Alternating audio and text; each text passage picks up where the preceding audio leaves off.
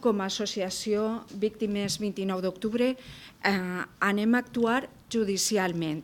sumant el nostre recurs i la nostra querella a les que ja estan al jutjat número 3 de Catarroja per a dilucidar judicialment les responsabilitats penals del president Mazón i dels consellers Rovira i Camarero davant tantes morts i els danys materials. En segon lloc, volem arribar a Europa, volem fer una denúncia a totes les institucions, arribar a Europa, ficar-nos en contacte en els grups parlamentaris de les Corts, Congrés, per a que la nostra veu, la nostra denúncia i les nostres reivindicacions arriben a totes les institucions, inclosa la europea. Estamos en un duelo colectivo y que cada uno está en una fase y la participación se va sumando según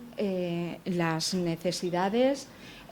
los ánimos, el tiempo, las ganas y sobre todo la reconstrucción emocional. Estaremos asesorados por un gabinete jurídico que estamos en estos momentos mirando y decidiendo cuál va a ser la estrategia, porque, como hemos comentado, no tenemos prisa y queremos hacerlo bien porque queremos llegar hasta el final. Entonces, en lo que es el tema jurídico nos dejaremos asesorar, pero lo que es en la justicia social, por supuesto que vamos a llegar hasta donde sea.